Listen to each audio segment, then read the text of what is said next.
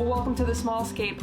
Forgive the noise, I am in the basement fish room, and I recently, just yesterday, rescaped this tank behind me. We call it the angelfish tank, even though there are no more angelfish in this tank. That's what we've always called it. And it was in desperate need of some assistance, and there were some plants in there, mainly crypts, that I wanted to plant in there, and there were some issues that I think you should be aware of. Why I do not like planting with crypts, and why I actually always will though. Hope you enjoy.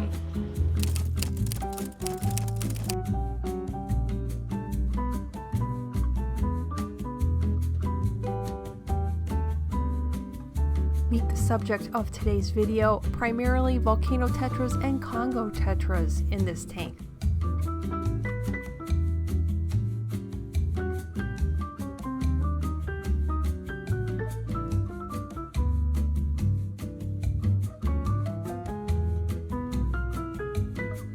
Now the plan is to remove all of the plants, or at least nearly all of the plants. Most of these came from other tanks that I had to break down, primarily my 4 20 gallons and a couple of 29 gallons. These crypts that are in here used to be quite huge.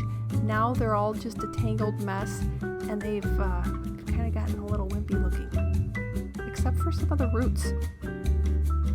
That'll be one of the issues, how to plant crypts with that many roots into sand. But don't worry, I have a nice little trick.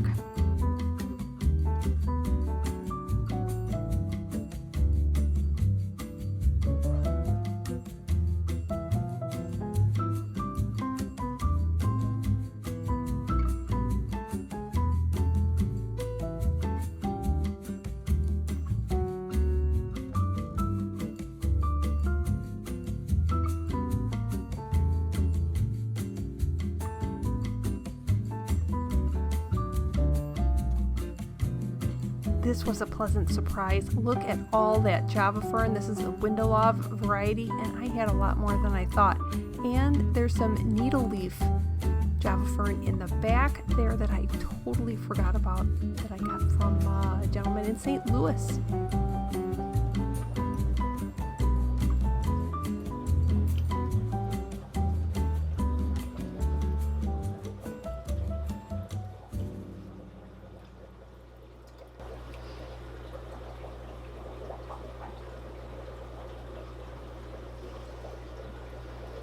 Almost done here, but when I do start rescaping this, you'll notice I do things a little bit backwards, but that's okay.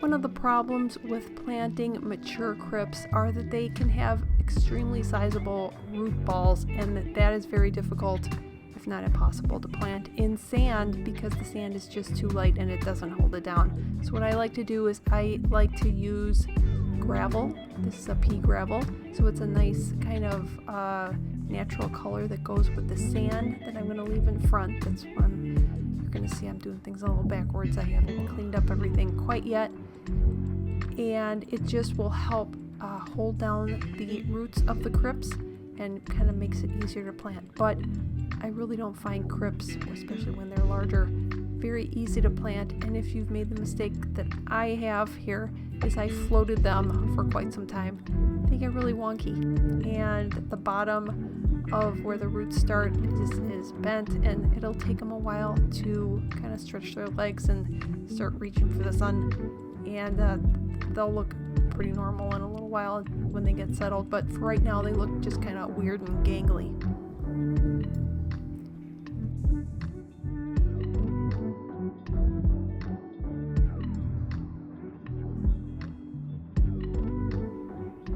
What I like to do with crypts sometimes, and I did that partially here, I don't know if I got it all on camera, but I like to kind of reverse the planting. I put the plant on top of the substrate and then add substrate on top of the root ball, and that kind of bumps it up a little bit, and then it's just a little bit easier. The other thing is you don't want to be really rough with the stems, where the stems and the roots meet, they can be a little fragile, so you're going to have stems breaking off, and that's very aggravating. And most times it's just easier to plant two-handed. One hand you're going to be holding the plant down, the other one you're going to be picking up substrate or dropping substrate in around and over the root ball, and then that just usually works out better for me. This is one of two Anubias, I believe the Friseri, that I had. I think it probably came from our kitchen tank, and it was a 15-gallon column tank, and that's where I think these came from, so it's kind of nice. I use them as kind of like bookends, one on the left, a little bit higher, and then in a little while I'm going to put the other one that's growing kind of downwards. I want to put that on the like a lower right, so it's kind of symmetrical but asymmetrical.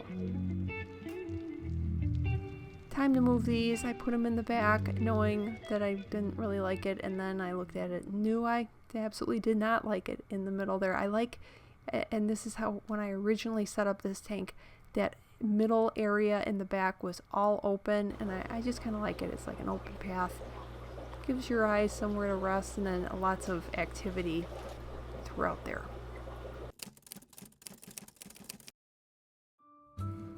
And here it is the next day, all nice and clear. I had done a gravel vac really good. I thought I got some of it on camera, but not. But it's very satisfying, as they say. But that Windelov on the right, I just love it.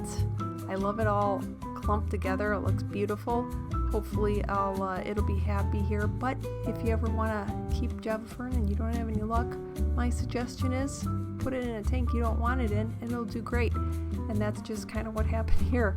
This is not where I intended it. I wanted to hold it here for another tank, but this Windelov and the needle leaf is just so happy here. I'm gonna leave it. Here are all of the inhabitants, a variety of them, even though you usually get distracted looking at the tank, having the Congo tetras and those beautiful volcano tetras swimming by. There are a lot more other little varieties in here that are really fun to watch. There is a super red bristlenose that's nearly always in the bottom left. That's kind of his quadrant. Apparently he didn't want to be on film right now, but it's a fun tank to watch. Lots of activity, and I can't wait for these crypts to grow in, because right now they are just looking very wimpy, but they were ginormous in the last tank, my 29-gallon, and then I left them in here a little bit too long without planting them, and they just kind of got a little wimpy looking, but can't wait for it to fill in. Thanks so much for watching. See you in the next one.